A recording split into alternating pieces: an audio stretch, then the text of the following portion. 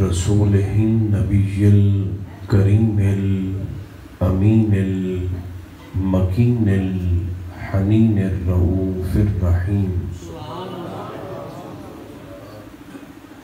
وعلى آلہ الطیبین الطاہرین وعلى صحبہ اجمعین اما بعد فأعوذ باللہ من الشیطان الرجیم بسم اللہ الرحمن الرحیم قد نرى تقلب وجهك في السماء فلنولينك قبلة ترضاها صدق اللہ مولانا العظیم۔ درود و سلام پڑھیے۔ الصلاۃ والسلام علیک یا رسول اللہ، الصلاۃ والسلام علیک یا حبیب اللہ، الصلاۃ والسلام علیک یا رحمۃ للعالمین وعلی آلک واصحابک سیدی یا شفیع المذنبین۔ اللہ تبارک و تعالی جل مجدہ العظیم کی حمد و ثنا حضور سید عالم صلی اللہ علیہ وآلہ وبارک وسلم کی ذات والا تبار پر صلاۃ و سلام کے ہدایہ عرض کرنے کے بعد اللہ ہماری حاضری کو قبول فرمائے، اور صاحب خانہ جنہوں نے آج کی اس بزم میں ہم سب کو جمع فرمایا، رب ذوالجلال ان کی توفیقات میں مزید برکتیں عطا فرمائے۔ میں نے ایک آیت کریمہ کو تلاوت کیا ہے، قبل اس کے کہ اس کا ترجمہ عرض کروں یہ بات جاننی چاہیے کہ آیات نازل کیسے ہوتی ہیں۔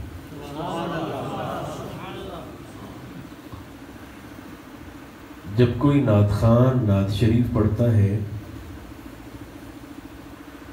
سننے والوں کو اگر اس کا کلام پسند آ جائے، انداز پسند آ جائے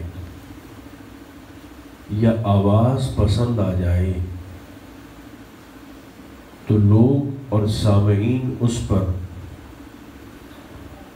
مال نچھاور کرتے ہیں، پیسے مارتے ہیں۔ بالکل اسی طرح جب اللہ کو اپنے محبوب کی کوئی ادا پسند آ جائے تو رب اپنے یار کی ادا پر آیات کو وارتا ہے۔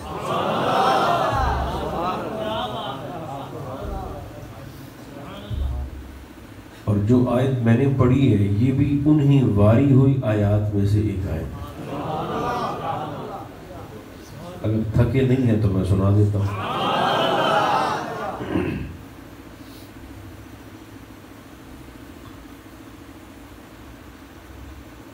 ارشاد رب العزت ہے قد نرى تقلب وجهك في السماء۔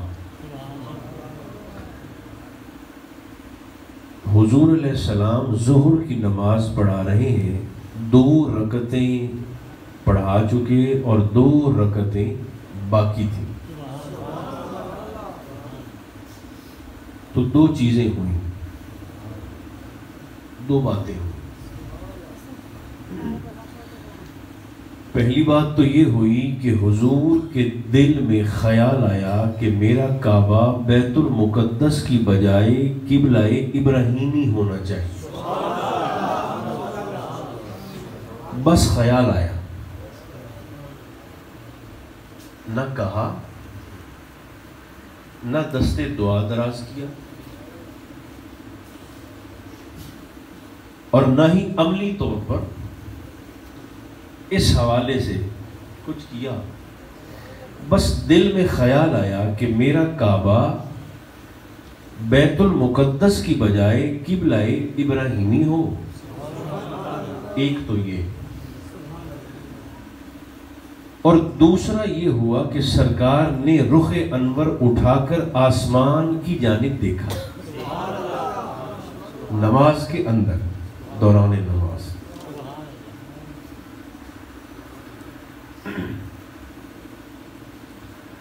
ایک تو خیال آیا،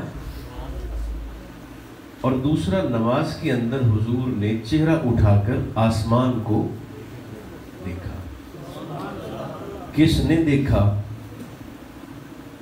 اس نے دیکھا کہ اگر وہ نہ دیکھے تو اللہ فرماتا ہے الم ترى، محبوب دیکھتے نہیں ہیں.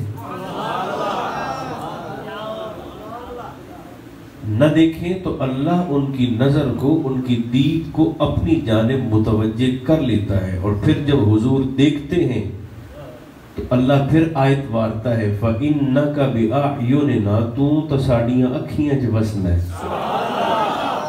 یہ آیت قرآنی ہے. آپ تو ہر وقت ہماری آنکھوں میں بستے ہیں. اور ویسے میں گزارش کروں اگر آپ کی خدمت میں، تو دیکھنے کا بھی فرق ہوتا ہے، نظر کا بھی فرق ہے، نگاہ کا بھی فرق ہے. نظر جھک جائے تو حیا ہے، کسی پر اٹھ جائے تو دعا ہے، ترچھی ہو جائے تو ادا ہے، اور پھیر لی جائے تو قضا ہے.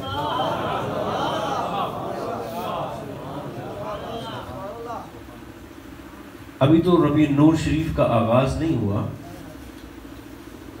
میں اور آپ ابھی سے نیت کریں، ارادہ کریں کہ اس پورے مہینے میں، اور جب بھی توفیق ملے حضور کے ذکر کی محفل میں جائیں تو دعا بھی یہی ہو اور کوشش بھی یہی ہو کہ ہم سے کوئی ادا ایسی سرزد ہو جائے جو نگاہ یار میں پسند آ جائے.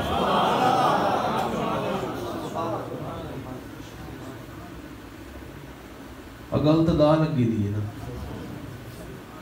اللہ کرے کہ دی دا اپنا لگ جائے جی میں حضرت باقی باللہ دے دائے دا لگا.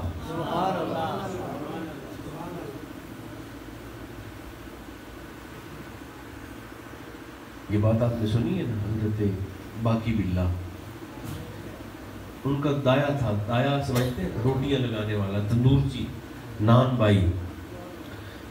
تو ایک شخص آپ کی خدمت میں آیا اور یہی وقت ہوگا رات کا، تو اس نے اگر آپ سے کہا کہ میں نے حضور شب بسری کرنی ہے، رات میں نے آپ کے آستانے پر گزارنی ہے، خانقاہ پر. اچھا، خانقاہ کے لیے 3 چیزوں کا ہونا ضروری ہے. کتنی چیزیں؟ 3. ایک تو مدرسہ ہوگا، ایک مسجد ہوگی، اور ایک لنگر ہوگا. ان 3 میں سے کوئی ایک بھی شہر رہ جائے تو وہ بیٹھک ہو سکتی ہے، وہ ڈیرا ہو سکتا ہے، وہ آستانہ اور خانقاہ نہیں ہو سکتا. تو رات کے 11 بجے وہ شخص آیا، مہمان تھا. اس نے کہا حضور میں رات گزاروں گا تو آپ کے پاس آستانے پر، تو مجھے کھانا بھی دیں، مجھے بستر بھی دیں، چارپائی بھی دیں. اس وقت آپ کے پاس تو کچھ کھانے کا تھا نہیں، ظاہر ہے رات کا یہ پہر تھا. تو آپ نے اپنے خادم سے فرمایا کہ وہ جو سامنے ہمارے ادارے کے سامنے، خانقاہ کے سامنے جو تندورچی ہے، ہوٹل والا ہے، باورچی، اس سے روٹی لا کے اسے دو. تو وہ خادم گئے اور وہاں سے کھانا لا کر اسے کھلایا. اگلے دن جب حضرت خواجہ باقی باللہ کی بارگاہ میں مختلف لوگ آئے، کوئی دم کروانے، کوئی زیارت کرنے، کوئی آپ سے دعا کروانے، تو وہ تندورچی بھی اپنا بل وصول کرنے کے لیے آ گیا. نال ٹوٹتے پہ نا مٹھے سے بس ٹوٹتے پہ 10 منٹ سے. تو بل وصول کرنے آیا تو لوگ آتے گئے، چلتے گئے، آتے گئے، چلتے گئے.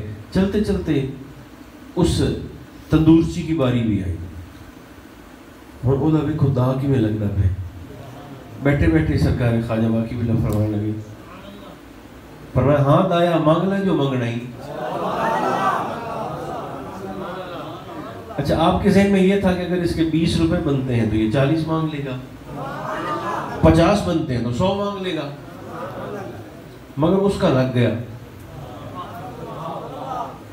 سیاڑا ماچی سیاڑا دایا, اس نے نا ایسے پیروں کو ذرا پکا کیا اور سرکار کو بھی پکا کرنے کے لیے کہنے لگا اچھا حضور جو مانگوں گا مل جائے گا. آپ نے فرمایا ہاں جو مانگو گے مل جائے گا. اس نے پھر استفسار کیا, اس نے کہا حضور جو مانگوں گا عطا کیا جائے گا. فرمایا ہاں جو مانگو گے مل جائے گا. اب اس کی مانگ دیکھیں, اس نے کہا حضور اب آپ نے وعدہ کیا جو مانگوں گا عطا کر دیا جائے گا. فرمایا ہاں کیا چاہیے؟ اس نے کہا پھر مجھے دینا ہے تو اپنے جیسا باقی بلا بنا دے. پارس ہوتا ہے نا, پارس پتھر, اس میں یہ خاصیت ہوتی ہے کہ وہ لوہے کو مس کریں تو سونا بنا دیتا ہے, لیکن ایک خامی اس میں بھی ہے. وہ خامی یہ ہے کہ وہ لوہے کو سونا تو بنا سکتا ہے, لوہے کو اپنے جیسا پارس نہیں بنا سکتا. میرے کب تھک گئے ہو. لوہے کو سونا تو بنا سکتا ہے مگر اپنے جیسا پارس نہیں بنا سکتا. تو اس نے کہا کہ حضور مجھے آپ نا اپنے جیسا باقی بلا بنا دیں. ساکی میرا ایک کام کر, میں خانہ میرے نام کر. یعنی پیالے دی گل, کوئی ساغر دی گل, کوئی پیمانے دی گل, کوئی جگ دی گل نہیں. ساکی میرا ایک کام کر, تو میں خانہ ہی میرے نام کر, اپنے جیسا بنا دے. جو خاموش ایک دفعہ وہ بھی بولیں گے نا تو محفل کی روحانیت میں برکت آ جائے گی. چونکہ ذکر ایسا بھی تو آغاز محبت ہے. اپنے جیسا بنا دے. تو سرکار باقی بلا مسکرا کر فرمانے لگے کہ دایا تیرا بانڈا چھوٹا ہے تے خرید گنی مانگ بیٹھا ہے. ظرف تنگ ہے, خیرات زیادہ ہے. وہ بھی دھن کا پکا تھا. اس اگر سرکار کے بانڈا بڑا ہو گیا تو باہر کوئی خیرات چا دے ویا. آپ کا کمال تب مانو جب ظرف تنگ ہونے کے باوجود, دامن چھوٹا ہونے کے باوجود مجھے خیرات کا پورا پورا حصہ ادا کرے. آپ نے فرمایا اچھا پھر قریب ہو جاؤ, قریب ہو جاؤ. اسے قریب کیا اور سینے سے لگا کر ایک توجہ جو فرمائی, نگاہ جو فرمائی. پارس سونا بناتا ہے, پارس نہیں بناتا, مگر فقیر نے کیا بنایا؟ ایک نظر جو ڈالی نا توجہ کی تو ایسا فیض منتقل کیا. باقی بلا تو بنا ہی دیا مگر ایسا فیض تقسیم کرنے کا ملکہ عطا فرمایا کہ وہ جسے دیکھتا تھا باقی بلا بنا دیتا تھا, جس پر توجہ کرتا تھا اسے پارس سے پارس بنا دیتا تھا. تو گل تو دا لگے دی یہ محفل بھی یہ بہانہ ہوتا ہے بھی کسی طرح لگ جاوے. تو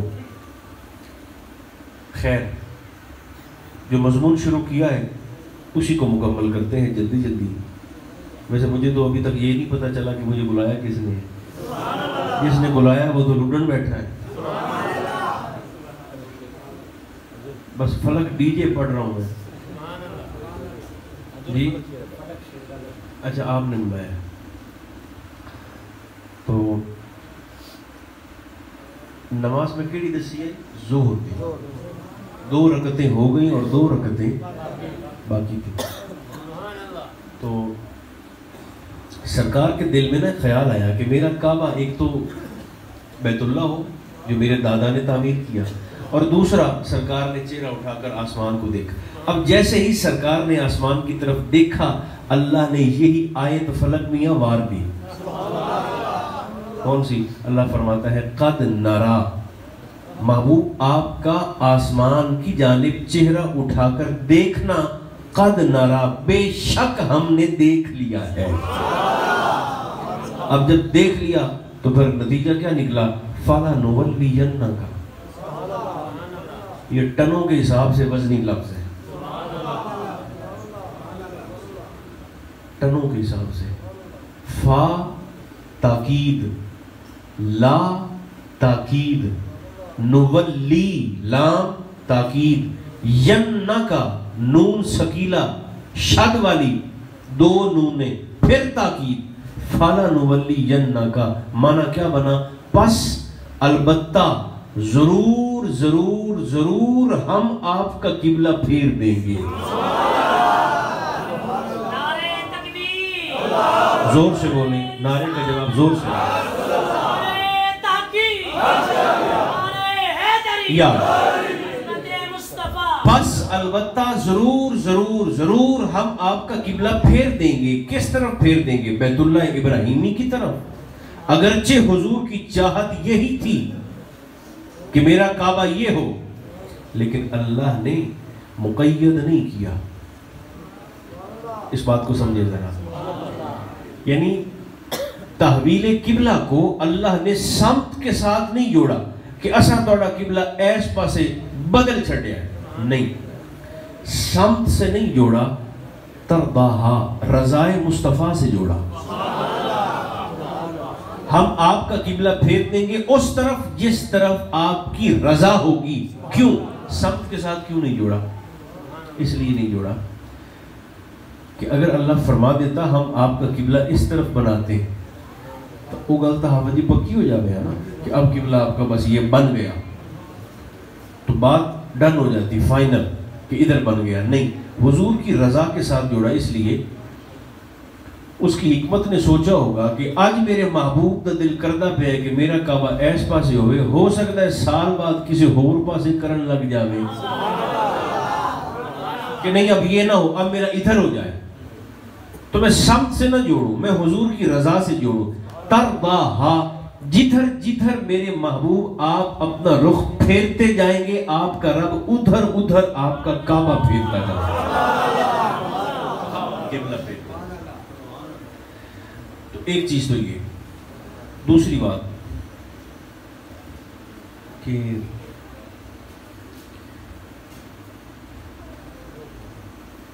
جب بھی کوئی شخص آپ پر احسان کرے تو اس احسان کو یاد رکھنا چاہیے.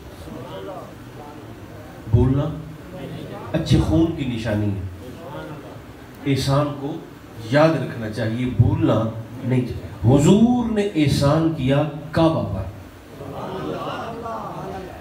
جتنے آپ بیٹھے ہیں ایک قبلہ شریف کیڑے پاس ہے سیدھا.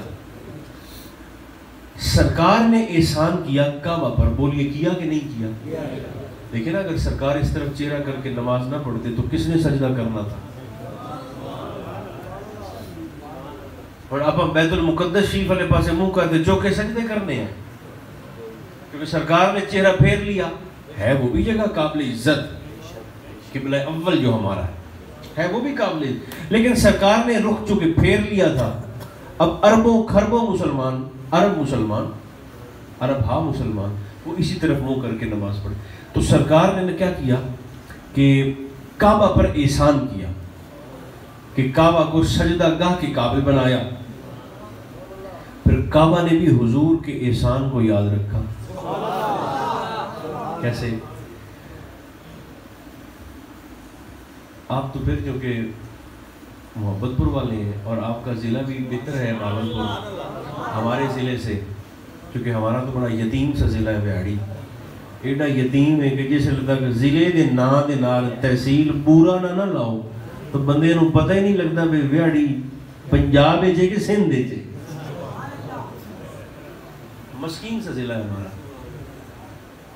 تو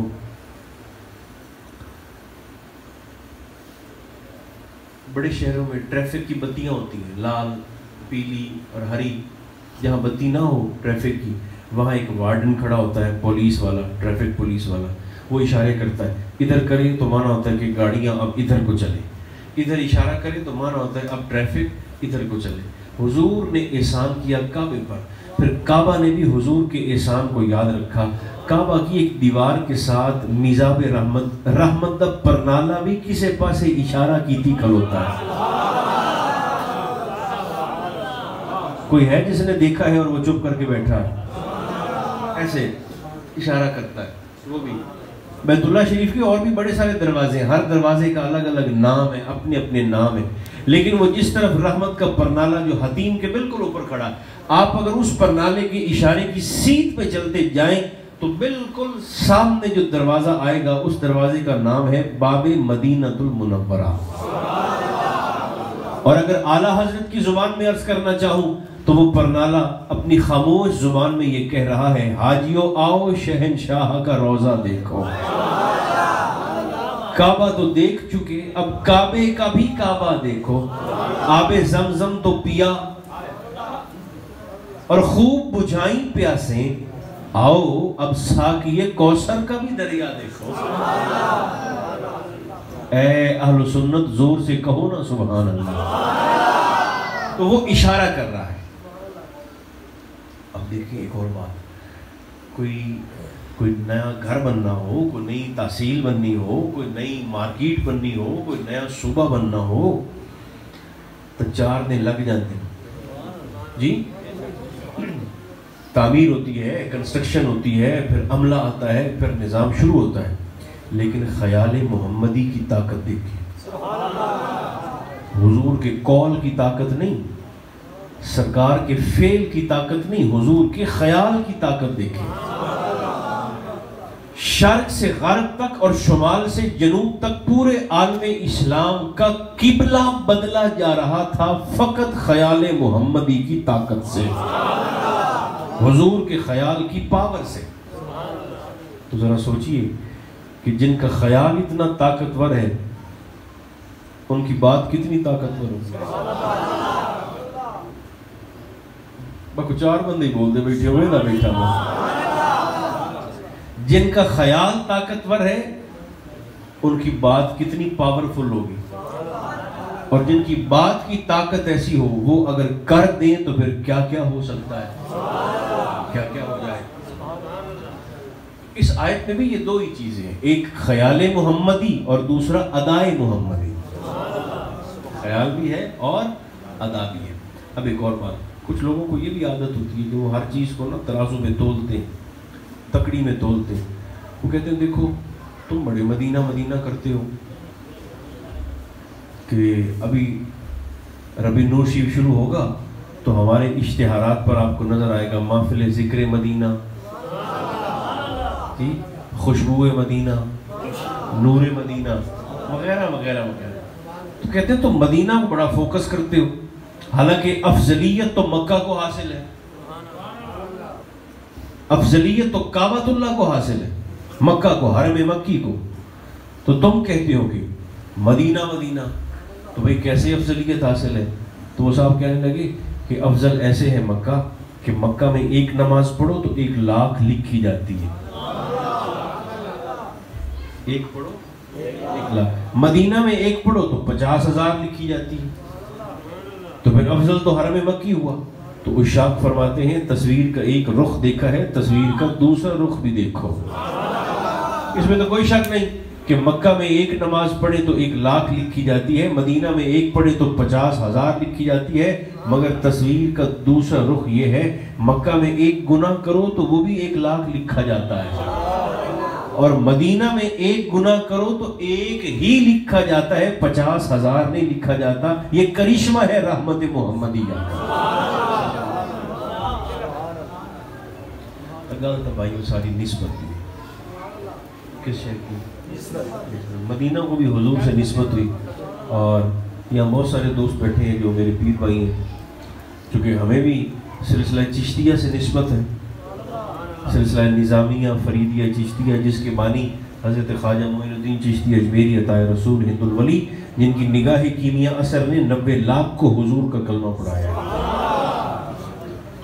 تو بلکہ ایک بات سنا دوں اگر آپ اجازت دیں تو، بس اس کے بعد پھر ہم دعا کرتے ہیں. حضرت محبوب الہی جو امیر خسرو کے پیر ہیں، میرے کو ہوٹ گیا تھا بس سے کرنا ہے، کریں گے کوئی ایسی بات نہیں. امیر خسرو کے پیر اور بابا جی فرید الدین کے مرید. آپ بیمار ہوئے، حضرت محبوب الہی علیل ہوئے، بیمار ہوئے، یہ ٹھیک ہے چلنے دو بس. تو بیماری کی شدت کی وجہ سے تکلیف اتنی ہوئی کہ آپ بے ہوش ہو گئے، بیماری کی وجہ سے بے ہوش ہو گئے. تو جو خدام تھے، پیار کرنے والے تھے، انہوں نے حکماء سے مشاورت بھی کی مگر افاقہ نہ ہوا، بے ہوشی کی کیفیت طاری رہی اور جاری رہی. تو اب وہ سر جوڑ کے بیٹھ گئے کہ اب کیا کریں. تو اس دور میں نا دلی میں ایک ہندو حکیم تھا، اور وہ ایسا حاذق اور ایسا قابل کہ وہ مریض کو دیکھ کر نظر سے بیماری سلب کر لیتا تھا.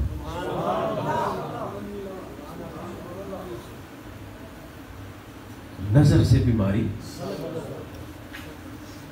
یعنی ویندا تب بیماری سلب کر لیتا، مریض سے بیماری چھین لیتی. تو آپ کے مریدوں نے آپس میں مشورہ کیا، چونکہ آپ تو بے ہوش تھے، آپس میں مشورہ کیا کہ وہ حکیم ہے لیکن ایک مسئلہ ہے کہ وہ کسی کے ہاتھ جاتا نہیں ہے ہندو، مریض کو اس کے پاس لے کر جانا پڑتا ہے. تو ہم سرکار خواجہ صاحب کو لے چلتے. انہوں نے کہا ٹھیک ہے، تکلیف تو دور ہو. تو انہوں نے چارپائی پر لٹایا، چارپائی کو اٹھا کر وہ لے گئے، اور جیسے ہی اس ہندو حکیم کے پاس پہنچے تو اس نے ایسے ہی توجہ کی اور نظر کی. جیسے ہی نظر کی تو جو اس کا طریقہ تھا، اس نے بیماری کو سلب کیا. جیسے ہی بیماری کا اثر سلب ہوا تو آپ اٹھ کے بیٹھ گئے. جب اٹھے تو اس ہندو حکیم سے آپ کی ملاقات کروائی گئی. آپ نے فرمایا کہ تواڈے بارے میں سنے ابھی تساں نظر نال بیماری سلب کر لیندے ہو. تو ہندو نے کہا کہ دیکھ لیں بابا، آپ آئے تھے تو بے ہوش تھے، تکلیف میں تھے، اب میں نے توجہ کی ہے اپنی نظر سے تو بیماری آپ کی سلب کر لی ہے، اب آپ صحت مند ہیں، اچھے بھلے ہیں، ٹھیک ٹھاک ہیں.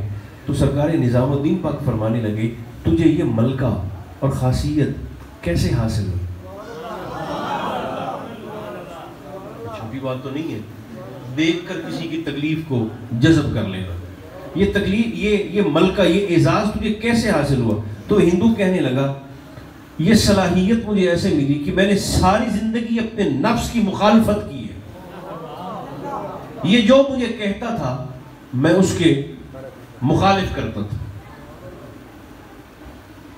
چونکہ نفس وہ دشمن ہے جو اندر بیٹھا ہے، شیطان وہ دشمن ہے جو باہر ہے، اور ان دونوں کی آپس میں بنتی بڑی ہے. باہر والے دشمن کی اور اندر والے دشمن بنتی. وہ خیال پہندا ہے اے بندے نو پکا کر چھڑدا ہے. تو وہ ہندو حکیم کہنے لگا کہ آج تک اس نے مجھے جو بھی کہا ہے میں نے اس کے برعکس کیا، مخالف. اللہ نے مجھے یہ اعزاز دے دیا.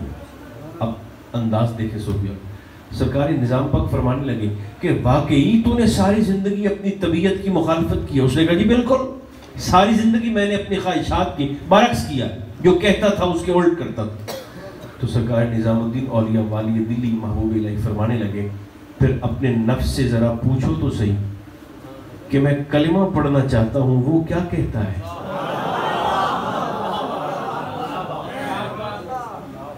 وہ کیا کہتا ہے؟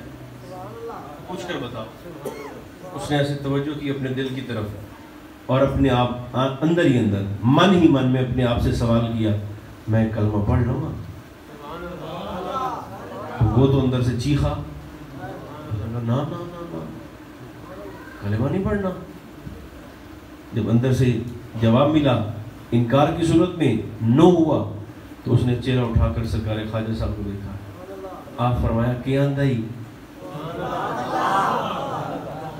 اس نے کہا جی وہ تو چیختا ہے کہ نہیں پڑھنا. آپ فرمایا پر تیری مرضی ہے، ساری عمر تو ایدی مخالفت کی تھی ہے، یہ آج تو ایدی من لمے تا تیرا ریکارڈ تا خراب ہو جاتا. تو پھر کیا کروں؟ آپ نے فرمایا وہی کر جو آج تک کرتے رہے ہو، آج بھی اس کی مخالفت کرو. اس نے کہا کیسے؟ فرمایا پڑھو کلمہ. وہ انکار کرتا ہے تو پڑھ. اس نے کہا بابا پھر آپ مجھے پڑھائیے. آپ نے کلمہ پڑھایا. اس ہندو حکیم نے بھی کلمہ پڑھا جو اس کے عقیدت مند تھے, انہوں نے بھی کلمہ پڑھا. جب کلمہ پڑھ لیا تو پھر حضور محبوب الہی نے اسے ایک بات فرمائی, وہ میں آپ کو تب سناؤں گا جب آپ سب کی توجہ اچھی طرح میری طرف ہو جائے. کلمہ توحید پڑھا کر تو سرکار محبوب الہی اس سے فرمانے لگے کہ فقیر کے پاس کوئی آ جائے تو وہ محروم نہیں رہتا. یہ کیسے ہو سکتا تھا کہ فقیر خود تیرے پاس چل کے آیا ہے اور تو دولت ایمان سے محروم رہ جاتا.